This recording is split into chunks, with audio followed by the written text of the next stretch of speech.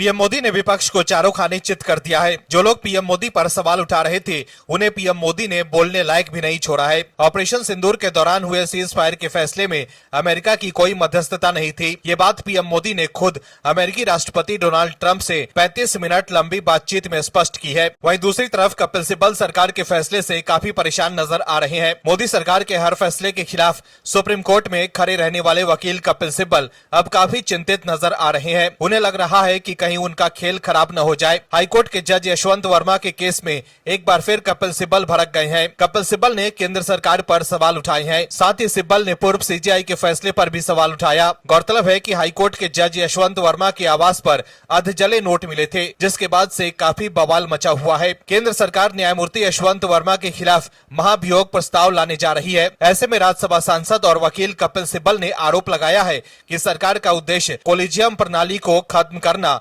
और न्यायाधीशों की नियुक्ति को नियंत्रण करने के लिए राष्ट्रीय न्यायिक नियुक्ति आयोग को फिर से लागू करना है। सिब्बल ने बिना उचित प्रक्रिया के एक हाई कोर्ट के न्यायाधीश के खिलाफ कार्रवाई करने के सरकार के फैसले पर निशाना साधा। सिब्बल ने कहा कि कोई जांच नहीं हुई, दुर्भाग्य से राजनीतिक वर्ग को इसमें घसीटा जा रहा है। उन्होंने कहा कि यह फैसला न्यायपालिका की स्वतंत्रता को छीनने की सरकार की व्यापक योजना की तरह है। सिब्बल ने कहा कि राजनीतिक वर्ग को यह समझना चाहिए कि सरकार की योजना कोलिजियम न्यायाधीशों की नियुक्ति का अधिकार छीनकर एनजेएसी को सौंपने की है। इस पूरी कवायद का यही उद्देश्य है। सरकार का इरादा कोलिजियम प्रणाली को खत्म करना और न्यायिक नियुक्तियों पर नियंत्रण करना है। सिब्बल ने सरकार पर न्यायमूर्ति वर्मा और न्यायमूर्ति शेखर यादव से जुड़े मामलों के निपटारे में रचनात्मक दृष्टिकोण अपनाने का भी आरोप लगाया। सिब्बल ने यह भी कहा कि दिल्ली पुलिस पहले ही गड़बड़ी कर चुकी है और वो अपना काम ठीक से नहीं कर रही है। वहीं सिब्बल से पूछा गया कि क्या इन हाउस इन्वेस्टिगेशन महाभियोग प्रस्ताव लाने के लिए काफी है। इस पर सिब्बल ने कहा नहीं, सुप्रीम कोर्ट के लिए इन हाउस प्रक्रिया ही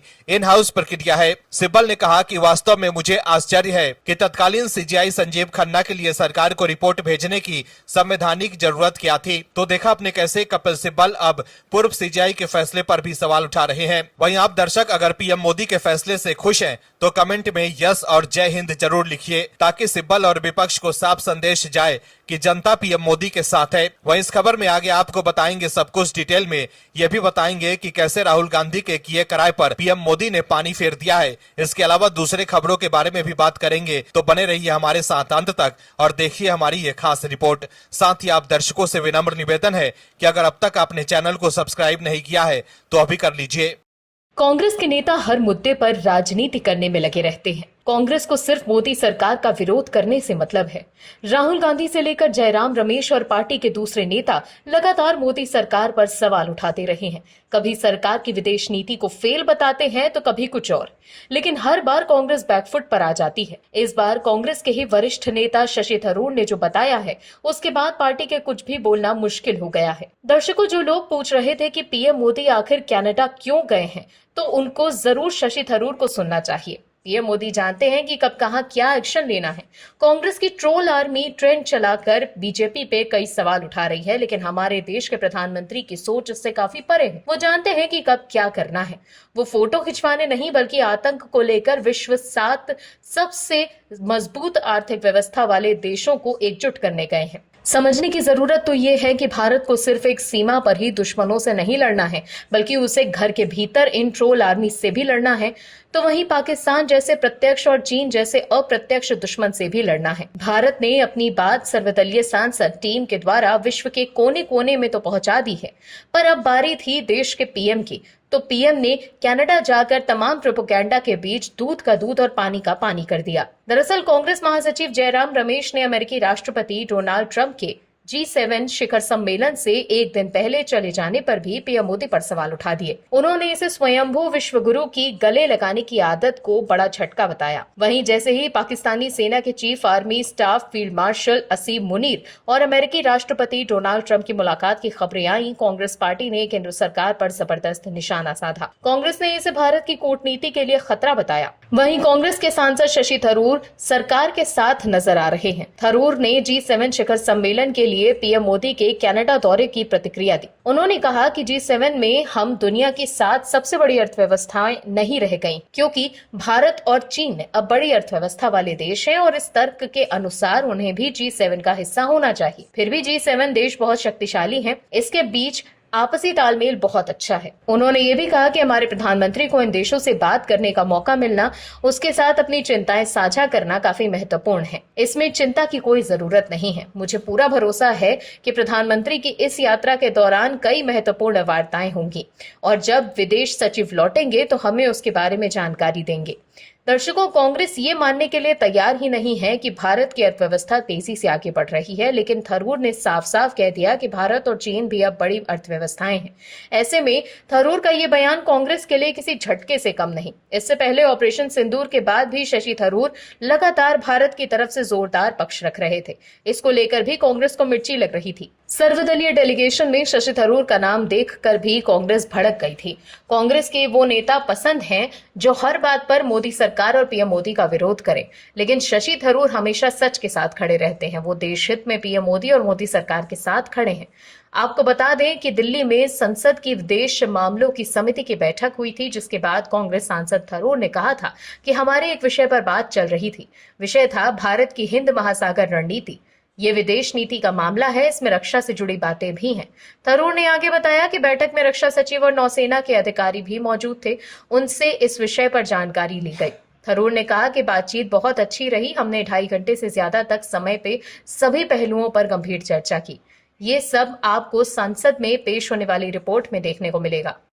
दिल्ली की सत्ता से बाहर होने के बाद आम आदमी पार्टी की चिंता लगातार बढ़ती जा रही है। अब एमसीडी में भी आम आदमी पार्टी साफ हो गई है। वहीं दिल्ली से बुढ़िया बिस्तर सिमटने के बाद आम आदमी पार्टी अब दूसरे राज्यों पर फोकस कर रही है। अरविंद केजरीवाल अब पंजाब में ज्यादा समय बिता रहे हैं। वो कोशिश कर रहे हैं कि पंजाब में सत्ता हाथ से न जाए। वहीं दिल्ली में पार्टी के दूसरे नेता अब फिर से बीजेपी के खिलाफ मोर्चा खोलने की कोशिश कर रहे हैं, लेकिन पुलिस की कार्रवाई भी शुरू हो गई है। दर्शकों, दिल्ली के भीतर बीजेपी की रेखा सरकार लगातार बुलडोजर चला रही है उन इलाकों में जहां दिल्ली के भीतर अपराध पनप रहा था। दिल्ली की रेखा गुप्ता सरकार ने पहले ही साफ कर दिया था कि दिल्ली भी बाकी बीजेपी राज्यों की तरह अपराध मुक्त हो जाएगा। दिल्ली की रेखा सरकार सिर्फ झुग्गी बस्ती को इसलिए नहीं हटा रही है कि उन्हें गरीबों से कोई लेना देना नहीं है, बल्कि झुग्गी बस्ती से लोगों को निकालकर पक्के मकानों में भेजा जा रहा है। दर्शकों, लेकिन ये बात आम आदमी पार्टी को समझ नहीं आ रही है और वो राजनीति चमकाने की कोशिश कर रही है, लेकिन उन्हें लेने के देने पर जा रहे हैं। दरअसल दिल्ली आम आदमी पार्टी चीफ सौरभ भारद्वाज ने कहा कि बीजेपी सरकार के बुलडोजर का विरोध करने पर पूर्व विधायक अखिलेश प्रति त्रिपाठी पुलिस की हिरासत में लिए गए। उन्होंने कहा कि बीजेपी सरकार लगातार गरीबों के घरों पर बुलडोजर चला रही है। वहीं इस पर दिल्ली के पूर्व सीएम और आम आदमी पार्टी के राष्ट्रीय संयोजक अरविंद केजरीवाल ने कहा है कि आखिर बीजेपी चाहती क्या है? क्या दिल्ली की सभी झुग्गियां तोड़ना चाहती है? तो फिर मोदी जी ने चुनाव के वक्त झूठ बोला था, जहां झुग्गी वहां मकान। वहीं आम आदमी पार्टी के सांसद संजय सिंह ने कहा है कि यूपी बिहार पूर्वांचल के लोगों के साथ दिल्ली में दुश्मन देश के नागरिकों की तरह व्यवहार किया जा रहा है। उनके घरों और दुकानों पर बीजेपी का बुलडोजर चल रहा है। विरोध करने पर पूर्वांचल प्रकोष्ठ के अध्यक्ष अखिलेश प्रति त्रिपाठी को गिरफ्तार कर लिया। सब याद रखा जाएगा। वहीं आम आदमी पार्टी ने एक्स हैंडल पर पोस्ट किया है कि जो गरीबों के साथ खड़ा होगा बीजेपी सरकार में वो जेल जाएगा। तानाशाह भाजपा सरकार ने हमारे पूर्व विधायक अखिलेश प्रति त्रिपाठी को सिर्फ इसलिए हिरासत में ले लिया क्योंकि उन्होंने गरीबों के घर तोड़ने बीजेपी सरकार के बुलडोजर राज का विरोध किया। गरीबों की झुग्गियां तोड़कर अपने लिए महामहल बनाने में लगी मुख्यमंत्री रेखा गुप्ता को शर्म आनी चाहिए। वहीं आम आदमी पार्टी के नेता अनुराग डांडा ने कहा है कि क्या बीजेपी का बुलडोजर दिल्ली से गरीबों को उजाड़ कर ही दम लेगा? आम आदमी पार्टी के नेता ही गरीबों के लिए संघर्ष कर रहे हैं। दर्शकों, बीजेपी की दिल्ली सरकार लगातार विकास के कार्य कर रही है, लेकिन आम आदमी पार्टी ये सब पचा नहीं पा रही है। आम आदमी पार्टी को लग रहा है कि गरीब लोग जो झुग्गी में रह रहे थे अब वो पक्के घर में रहेंगे तो उनका वोट बैंक ही खत्म हो जाएगा। दिल्ली के झुग्गियों में रहने वाले काफी लोग आम आदमी पार्टी के वोटर्स माने जाते थे, लेकिन अब जब वो पक्के घर में रहने लगेंगे तो वो बीजेपी के वोटर बन जाएंगे। यही वजह है कि आम आदमी पार्टी में खलबली मच गई है। वहीं दिल्ली सरकार हर क्षेत्र में बढ़िया काम कर रही है। दिल्ली में अब सड़कें भी तेज रफ्तार से बन रहे हैं। वहीं दिल्ली में रेखा गुप्ता सरकार ने स्वास्थ्य सेवाओं को मजबूत करने की दिशा में एक बड़ा कदम उठाया है। अलग अलग क्षेत्रों में कुल 33 आयुष्मान आरोग्य मंदिरों का उद्घाटन किया गया है। ये 33 आयुष्मान मंदिर राजधानी दिल्ली की पुरानी डिस्पेंसरी या सरकार की खाली पड़ी इमारतों को मॉडिफाई कर तैयार किया गया है और इन्हें आधुनिक सुविधाओं से लैस करके एक आधुनिक प्राथमिकी स्वास्थ्य केंद्र के रूप में बदला गया है। शालीमार बाग और 30 हजारी में सीएम रेखा गुप्ता ने आरोग्य मंदिर का उद्घाटन किया। वहीं दिल्ली के विकासपुरी विधानसभा क्षेत्र में बने आयुष्मान आरोग्य मंदिर का उद्घाटन दिल्ली के स्वास्थ्य मंत्री डॉक्टर पंकज सिंह ने किया। कुल मिलाकर देखें तो दिल्ली में अब काम बोल रहा है। कांग्रेस और राहुल गांधी को पीएम मोदी ने बहुत बड़ा झटका दिया है। इस झटके में राहुल गांधी और कांग्रेस के मंसूबों पर पानी फेर दिया है। राहुल गांधी और कांग्रेस के तमाम नेता पीएम मोदी को घेरने की कोशिश कर रहे थे, लेकिन अब उनके लिए कुछ भी बोलना मुमकिन नहीं है। पीएम मोदी ने बता दिया कि देश हित के मुद्दे पर उनके फैसले काफी सख्त होते हैं। ऐसे में कांग्रेस उन्हें हल्के में लेने की कोशिश बिल्कुल भी न करे। राहुल गांधी जो देश हित के मुद्दे पर भी अपना एजेंडा चला रहे थे, वो अब बैकफुट पर आ गए हैं और अब उनके लिए कुछ भी कहना मुश्किल हो गया है। पीएम मोदी ने कांग्रेस को बोलने लायक ही नहीं छोड़ा। वहीं अब कांग्रेस को जबरदस्त मिर्ची लग रही है और राहुल गांधी के करीबी जयराम रमेश काफी परेशान नजर आ रहे हैं। दरअसल कांग्रेस नेता राहुल गांधी ने ये कहकर पीएम मोदी पर निशाना साधा कि पीएम मोदी को सरेंडर करने की आदत है।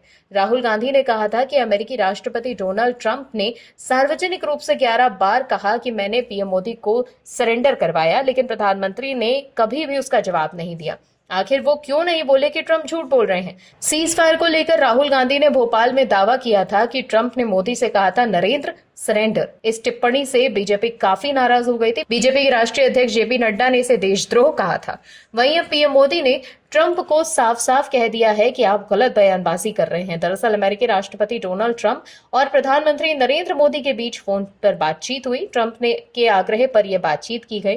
फोन कॉल पर हुई बातचीत पीएम नरेंद्र मोदी ने ट्रंप को बताया कि भारत ने कभी भी मध्यस्थता स्वीकार नहीं की और न ही भविष्य में करेगा। यही नहीं, पीएम मोदी ने अमेरिकी राष्ट्रपति ट्रंप के यूएस आने का न्योता भी अस्वीकार कर दिया। उन्होंने यूएस राष्ट्रपति को भारत में क्वाड शिखर सम्मेलन के लिए आमंत्रित किया।